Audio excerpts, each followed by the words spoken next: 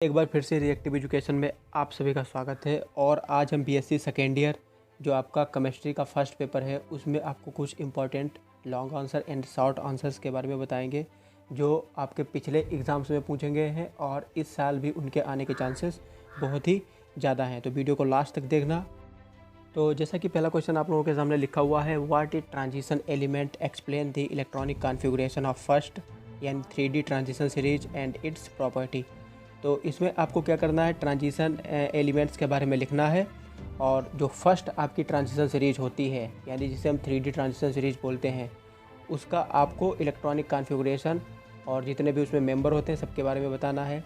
और आगे लिखा हुआ है एंड इट्स प्रॉपर्टी, और उसकी प्रॉपर्टीज़ के एक्सप्लेन करना है। जैसे आपकी पहली प्रॉपर्टी लिखी है वेरिएबल ऑक्सीडेशन स्टेट, जो दूसरी प्रॉपर्टी है मैग्नेटिक प्रॉपर्टी है, और तीसरी प्रॉपर्टी आपकी लिखी है कॉम्प्लेक्स फॉर्मेशन। ऐसा ही नेक्स्ट कैटालिटिक प्रॉपर्टी, और उसके जो नेक्स्ट है वो कलर आयन फॉर्मेशन। तो ये जो आपको क्वेश्चन देगा उसमें ये क्वेश्चन पूछेगा और आपको 2 या मैक्सिमम 3 प्रॉपर्टी लिखने को बताएगा। तो इसमें जो प्रॉपर्टी आपकी लिखी हुई है इनमें आपको गाथा नहीं लिखनी है कि बहुत बढ़ा चढ़ा के लिख दिया, जो आपको सॉलिड लगे कि जो लिखने लायक हो। जैसे मैग्नेटिक प्रॉपर्टी क्या होती है, तो बहुत छोटा सा और सटीक जो आंसर हो वो दें। पूरी गाथा नहीं लिखनी है जो टीचर ने लिखवाई हो पूरा छाप के आ गए, ठीक है, क्योंकि टाइम भी कम होगा और आपको लिखने को ज़्यादा होगा। तो जितना ही कम आप लिखें उतना ही फ़ायदा है, लेकिन सॉलिड लिखें तब उसमें ठीक रहेगा। तो बढ़ते हैं नेक्स्ट क्वेश्चन की ओर। तो जैसा कि अगला क्वेश्चन आप लोगों के सामने लिखा हुआ है, ये क्वेश्चन भी आपका इंपॉर्टेंट होता है। क्वेश्चन लिखा हुआ है what is lanthanide, explain their properties. तो यहाँ पे क्या होता है, लैंथेनाइट भी होता है आपका, एक्टिनाइट भी होता है। तो आप एक्टिनाइट भी पढ़ के जाएँ लेकिन उस पर थोड़ा कम फोकस करें, और जो लैंथेनाइट का आपके पास ये पोर्शन है इसको आप स्ट्रांगली पढ़ लें। तो आपको लैंथेनाइट्स के बारे में बताना है और उसकी ये नीचे प्रॉपर्टीज़ लिखी हुई हैं। जैसे पहली प्रॉपर्टी है इलेक्ट्रॉनिक कॉन्फ़िगरेशन, तो दूसरी प्रॉपर्टी है ऑक्सीडेशन स्टेट, तीसरी आपकी मैग्नेटिक है, चौथी आपकी कॉम्प्लेक्स फॉर्मेशन है, और जो पांचवी प्रॉपर्टी है आपकी कलर की है। तो इसमें से आपको लैंथेनाइट के बारे में पूछ लेंगे और 2 या मैक्सिमम 3 आपकी प्रॉपर्टी देखें। तो ये जितनी भी मैंने यहाँ पे प्रॉपर्टी बताई है सारी इंपॉर्टेंट है, तो आप इनको तैयार कर लेना। और एक्टिनाइट भी आप देख लेना, और लेकिन उस पर आपको कम फोकस करना है, इस पर आपको ज़्यादा फोकस करना है क्योंकि इसके आने के चांसेस कुछ ज़्यादा होते हैं। तो चलिए पढ़ते हैं अपने नेक्स्ट क्वेश्चन की ओर। तो जैसा कि अगला क्वेश्चन आप लोगों के सामने लिखा हुआ है, डिस्कस बर्नर्स कोऑर्डिनेशन थ्योरी। ये क्वेश्चन बहुत ही ज़्यादा इंपॉर्टेंट हुआ करता है और छोटा सा क्वेश्चन होता है, आपका लॉन्ग आंसर में पूछा जाता है। और जो अगला क्वेश्चन लिखा हुआ है what is isomerism, discuss the structural isomerism. तो ये भी क्वेश्चन छोटा सा होता है और जो आपकी स्ट्रक्चरल आइसोमेरिज्म होती है वो आपकी ज़्यादा इंपॉर्टेंट होती है, तो आप इसको पढ़ लें। और जो तीसरा क्वेश्चन इसमें लिखा हुआ है discuss valence bond theory, find hybridization in K4FeCN6। जो दूसरा लिखा हुआ है NiCN4 ऊपर डबल नेगेटिव, और जो तीसरा लिखा हुआ है K3FeCN6। तो ये जो बैलेंस बॉन्ड थ्योरी का ये क्वेश्चन होता है, ये आप इसमें थ्योरी कम होती है लेकिन ये थोड़ा टेक्निकल क्वेश्चन है। आपको इसमें हाइब्रिडाइजेशन याद करना पड़ेगा।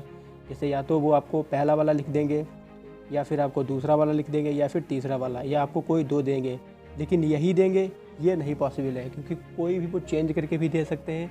तो ये आपका थोड़ा टेक्निकल क्वेश्चन है और इम्पॉर्टेंट भी है, और ये आपका शॉर्ट आंसर में भी पूछ सकते हैं। वो आपसे बता देंगे कि भैया हमें हाइब्रिडाइजेशन बता दो K4FeCN6 में या किसी और में, तो इनको आप रट नहीं सकते। और इसमें जो मैंने यहाँ पे दिए हैं आपको यही नहीं तैयार करने हैं, जो आपके अदर जो टीचर्स ने बताया वो भी आप तैयार कर लेना, क्योंकि इसमें हो नहीं सकता कि यही वाले आ जाएँ और एग्जैक्ट फंस जाएँ या फिर एग्जैक्ट ना फंसें।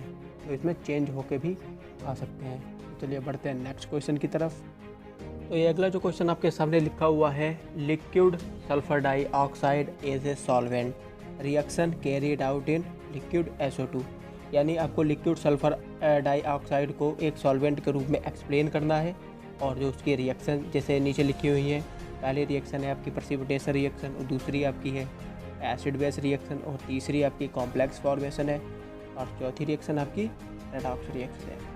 तो यहाँ पे लिक्विड SO2 भी होता है, लेकिन लिक्विड SO2 थोड़ा सा आसान होता है और सरल होता है, इसलिए इसके आने के चांसेस ज़्यादा हैं।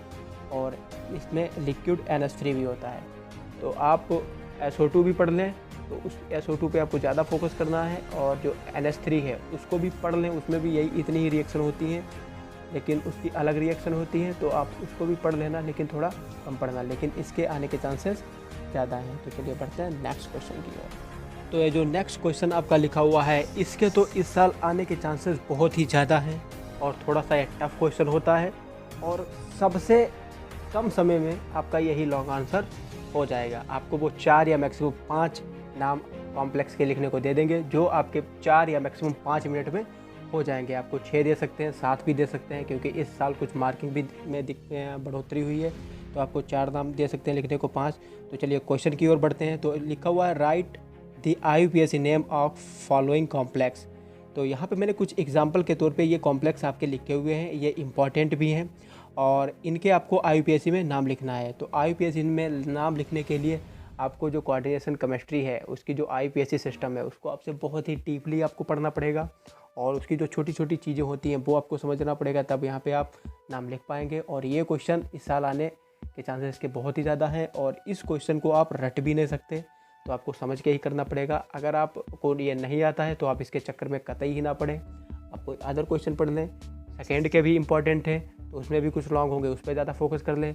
अगर ये क्वेश्चन आप पढ़ना चाहते हैं तो मैंने इसके कुछ नेमिंग आपको अपनी पिछली वीडियोस में दिए हैं। इसमें कुछ स्पाइनल्स भी हैं और इसमें आपके कुछ पॉलीन्यूक्लियर कॉम्प्लेक्सेस भी हैं। तो आपको यही नाम रट के नहीं जाना है, एग्जैक्ट ये जो लिखे हुए हैं यही आ जाए, ये पॉसिबल नहीं है। तो इसमें बहुत सारे नाम हो सकते हैं, वो कोई भी आपसे पूछ सकते हैं, लेकिन ये थोड़े कुछ इंपॉर्टेंट होते हैं, मैंने आप लोग को लिख दिए हैं। जैसे पहला लिखा हुआ है और इसका ये पीछे नाम लिखा हुआ है, दूसरा ये लिखा हुआ है, इसका भी मैंने नाम लिख के दिया है, और जो तीसरा है इसका भी नाम दिया है, और जो आपका चौथा है इसका भी मैंने नाम लिख दिया है।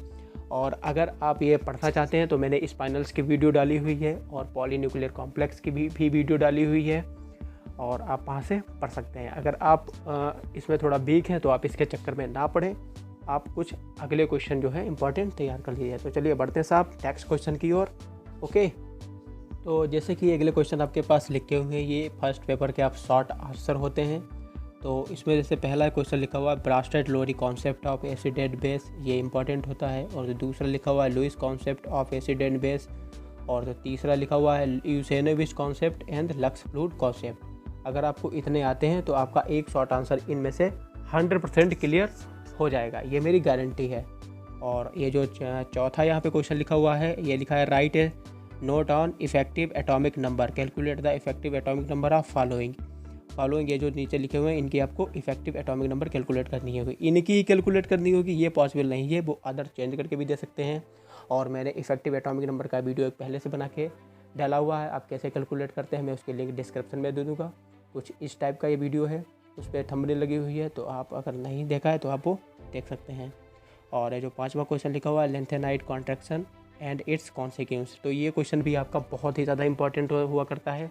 आपको लेंथेनाइड कॉन्ट्रैक्शन के बारे में बताना है और उसके कॉन्सिक्वेंस लिखने हैं। और जो छठा क्वेश्चन है separation of lanthanide by ion exchange method, यानी जो लेंथेनाइड को अलग कैसे करेंगे, तो उसमें जो आयन एक्सचेंज मेथड है ये आपका बहुत ही ज़्यादा इंपॉर्टेंट है। तो जितने भी क्वेश्चन हैं ये सारे इंपॉर्टेंट शॉर्ट आंसर में आपसे पूछ सकते हैं। और जो आपका सातवां क्वेश्चन है comparison of lanthanide and actinide, यानी लेंथेनाइड और एक्टेनाइड की आपको तुलना करनी है, और इनमें डिफरेंस भी आपको पूछ सकते हैं, यानी कंपैरिजन भी पूछ सकते हैं, और लेंथेनाइड और एक्टेनाइड में आपसे अंतर भी पूछ सकते हैं। तो ये जितने भी सारे आपके क्वेश्चन मैंने अभी बताए हैं, पीछे बताए हैं और ये वाले बताए हैं, ये आपके केमिस्ट्री फर्स्ट पेपर से इतने ही इंपॉर्टेंट आपके पास बनते हैं। आप इतने ही तैयार कर लें, ज़्यादा चक्कर में ना पड़े। इनसे आपके लगभग जो कोई ना कोई एक लॉन्ग 100% फंसेगा इन्हीं में से, और शॉर्ट भी आपके मैक्सिमम इसी में से फंस जाएंगे। और ऐसे में सेकेंड केमिस्ट्री के भी वीडियो डाल दूंगा, और फिर हो सकेगा तो थर्ड पेपर के भी डाल दूंगा। तो ठीक है साहब, मिलते हैं कोई अगली वीडियो में ऐसे ही एक कुछ नए इंपॉर्टेंट्स के साथ।